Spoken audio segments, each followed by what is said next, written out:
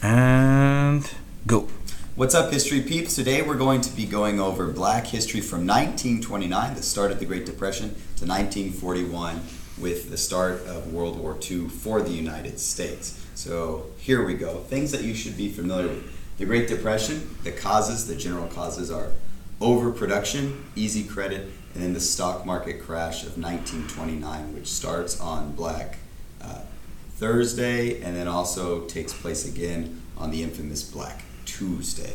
Either way, the Great Depression is going to hit and the unemployment rate is going to skyrocket. For blacks, what you really need to know is that the unemployment rate is about 50%, which for whites was only about 25%. So the Great Depression, when it hits, it really hits minority groups hard, and especially blacks in the United States.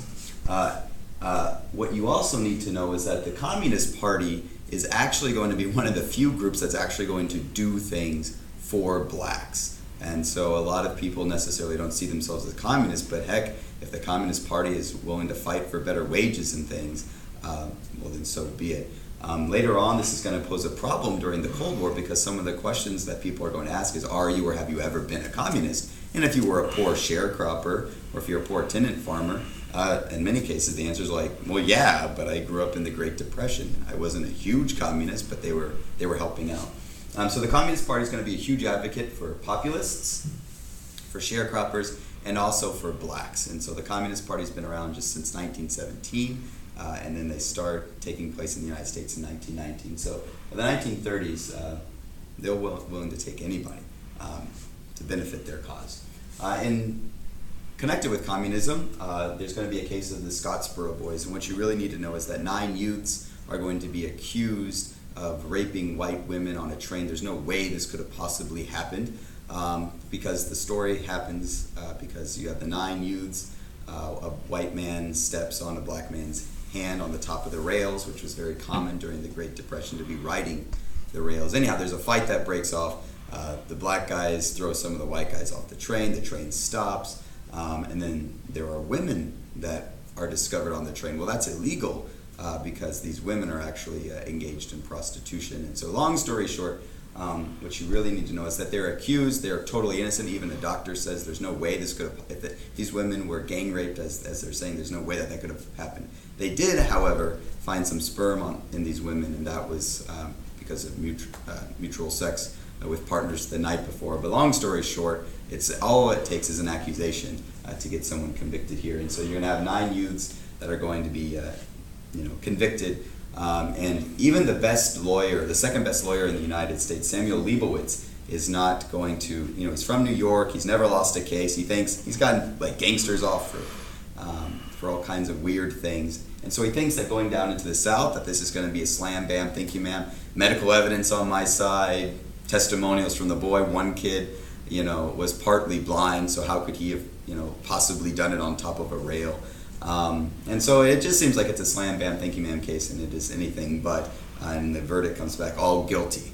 And even the jury is mad because they say this Jewish lawyer from the north thinks that he can come down here and tell us how to run our lives here in Alabama.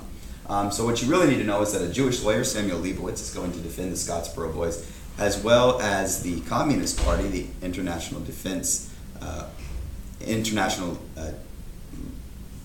League is going to sponsor them, which is sponsored by the communists. They eventually will be released from prison, but it takes some doing. The next thing you need to know is that Ned Cobb is a son of slaves, or he's a son of slaves, and he is Ned Cobb is the son of slaves, and he basically has made himself from nothing. I mean, there's like 20 kids in his family, rises up, becomes a pretty successful sharecropper. He joins the Sharecroppers Union, and so essentially he's going to try to help some of his friends who are losing their homes. And so the sheriff shows up to Ned Cobb's, to the guy's house, and Ned Cobb's there and says, look, if you kick this guy out of his house, you're going to have to go through me. And the sheriff says, not a problem. And so long story short, there's a gunfight that exchanged, and Ned Cobb, he shoots at the sheriff shoots at him first. Ned Cobb is going to be sentenced to 13 years, and he says, so be it. And he serves those 13 years because essentially they gave him a deal. You can either get rid of the sharecroppers union or you can go to jail for 13 years. He says, well, I'll go to jail for 13 years to prove my point. Okay. The next thing on our list is the New Deal. FDR, comes into office and he says, the only thing we have to fear is fear itself. And it had been a cloudy day, and then the sun shined through whenever he said that. And so the three main principles of the New Deal are relief, recovery, and reform. Relief, helping people out, fixing the economy. Recovery, fixing the problems. And then reform, also changing the law so that this Great Depression never happens again. And blacks, for the first time, this is a huge transition, blacks begin switching to the Democratic Party. They go from the party of Lincoln to now the Democratic Party, mainly because of FDR. And there they have largely stayed, this is an overgeneralization, but largely blacks in elections in the United States tend to vote Democratic. Okay? There are many Republicans as well. So there are some New Deal programs. Obviously, there's a lot of them, alphabet soup. So the AAA, the Agricultural Adjustment Agency, what that does is it's supposed to give you money not to plant crops. It gives you money to kill your cattle so that the price of crops and cattle and livestock goes up. Unfortunately, most blacks in the South are sharecroppers, so it doesn't really affect them. The CCC will be segregated, so that's the Civilian Conservation Corps. Those are dudes outside with projects, building roads and trails, but blacks will be segregated there. NERA is not going to exactly help out as much for blacks as is going to be the National Recovery Agency. So those are going to kind of segregate policies. Even the blacks are going to jokingly call the NRA the Negro runaround because it doesn't do too much for them. It's supposed to set minimum wage, stop discrimination, but it really doesn't do too much for them. And that is also the case for this resettlement administration. Social Security, blacks are going to get a little bit from that, but in many cases not as much money as is for whites. The Wagner Act gave unions the right to organize, but in many cases if they saw that blacks were coming together, then they just fired those individuals. And like the Wagner Act is more of a recommendation than anything. But if you need to know one New Deal program, it's the Works Progress Administration. And this one is the big one. Blacks are only 10% of the population, but they get 18% of the WPA jobs. So out of all of these things, if you need to know just one, it's the WPA, the Works Progress Administration. So if you go any major city, if you go downtown, you'll probably see a WPA on the sidewalk or old.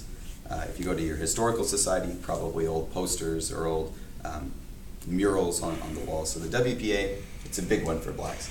And so what's going to happen is that blacks are going to switch parties, and the economy is going to eventually kind of stabilize over time because of these things. But really, World War II helps out more than anything with the Great Depression and getting the source of income for blacks up. In other news with New Deal programs, FDR has what's known as the Black Cabinet. So he's the first president really to regularly meet with the black community.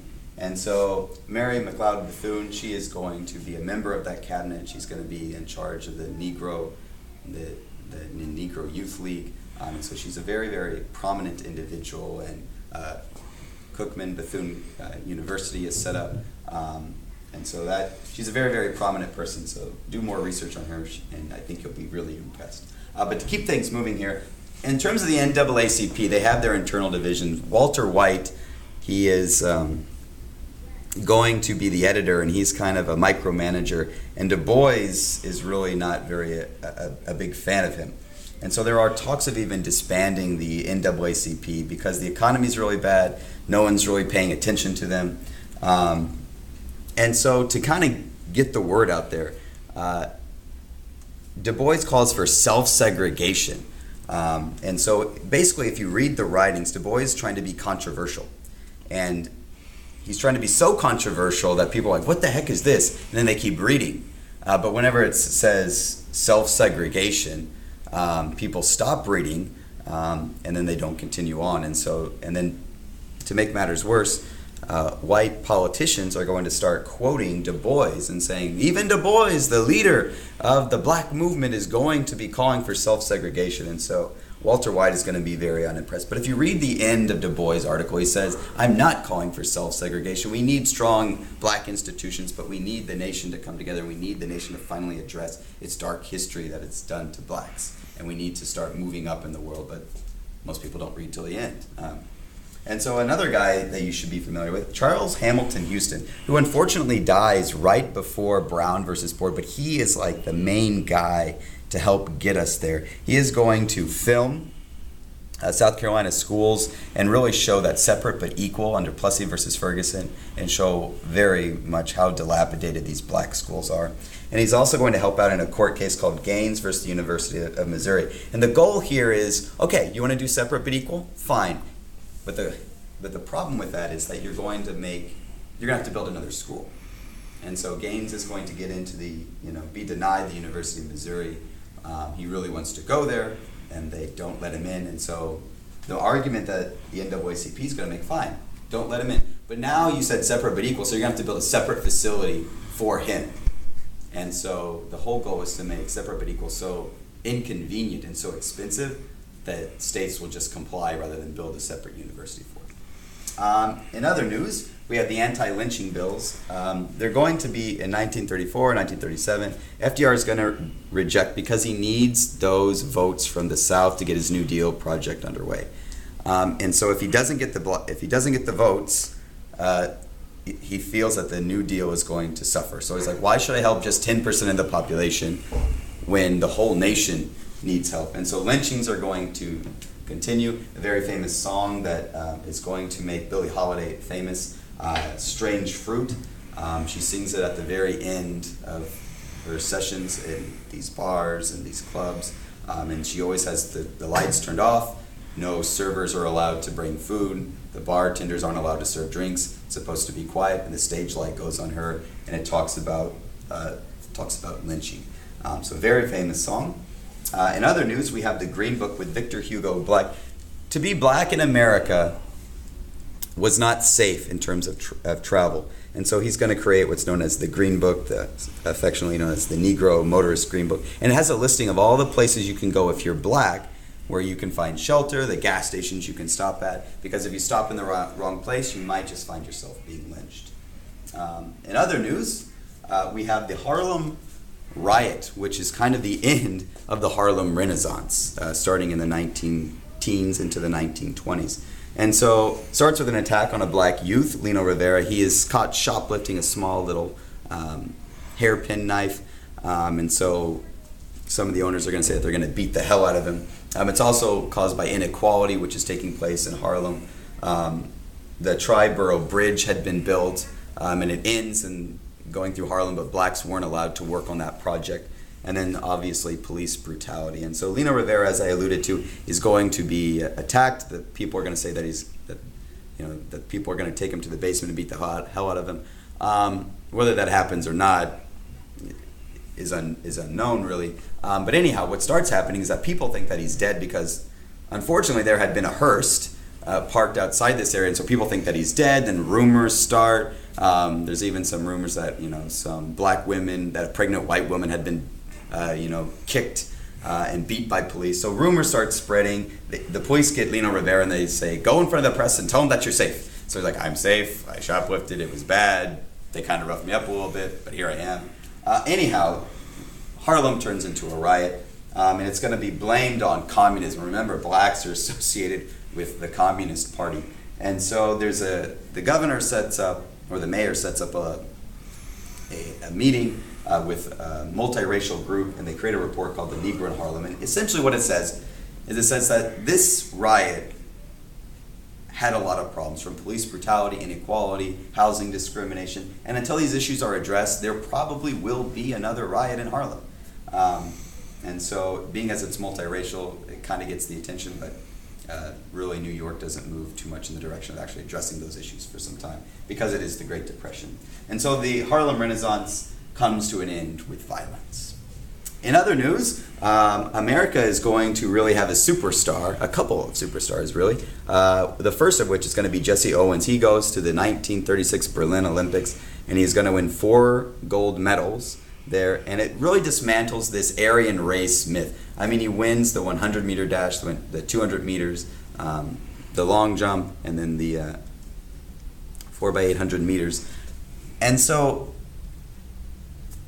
to win the 100-meter dash, he becomes known as the fastest person in the world based on that race. And so Hitler, who had been handing out everyone's medal, most of them being German, proving his Aryan superiority, whenever Jesse Owens wins, he gets pissed and he hits the side, gets out of his seat and just storms off grumbling.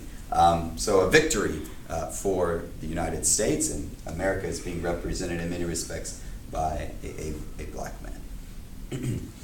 In terms of other issues here, we have a biracial committee, which this is a pretty interesting story. So this is Southern Conference for Human Welfare, and so they meet in Birmingham, Alabama, to discuss inequality, discuss the problems of the Great Depression, and Alabama had been the most backward state in terms of economic development, and so the Great Depression hits, and Alabama gets hit even harder. And so this committee had been set up, and so there's people of all different races there. And so a police commissioner named Eugene Connor, who plays a very prominent role in the civil rights movement, he's going to be the one that turns fire hoses on children during the Children's March, during Project C. Anyhow,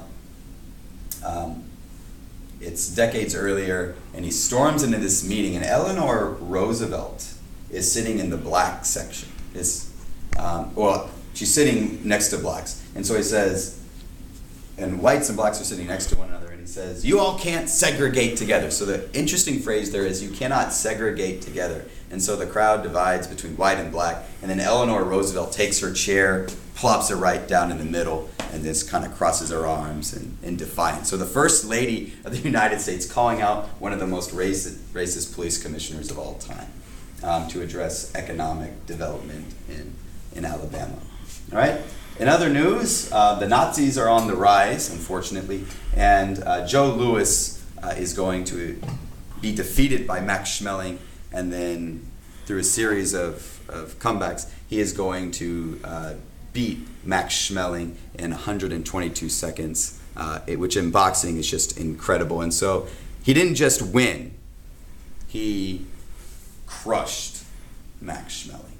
And so, interestingly enough, Max Schmeling really wasn't a Nazi. In fact, he actually had a Star of David sewn inside of his boxing shorts. So he oftentimes gets accredited with being a Nazi and being an Aryan believer, but he actually wasn't. But it's Nazi Germany, he's a boxer. What choice did you really have? But fortunately, Hitler said, "You're done. I'm done with you." And so he's like, "Good. I don't have to be associated with you anymore." And then, last but not least, here in 1939, 2 years before Pearl Harbor, the Daughters of the American Revolution are going to deny Marian Anderson, a very famous opera singer, to sing at Constitutional Hall. FDR is outraged by this. Eleanor Roosevelt is outraged by this. And so they allow her to sing Easter Sunday at the Lincoln Memorial. And she sings Ave Maria and My Country, 'Tis of Thee. And so instead of saying My Country, 'Tis of Thee, I sing, she actually adds in we sing, creating tolerance, blacks and whites coming together. So it's just an incredible experience. It's a prelude, really, at the Lincoln Memorial to the I Have a Dream speech. So very famous things have happened in this place. And so there you have it, ladies and gentlemen, in a nutshell. Black history from 1929, the start of the Great Depression, all the way to 1941 with the attack on Pearl Harbor, which happens in our next installment. So I hope you'll join us for that, and have a great day. Study those notes, and good luck on those exams. May the force be with you.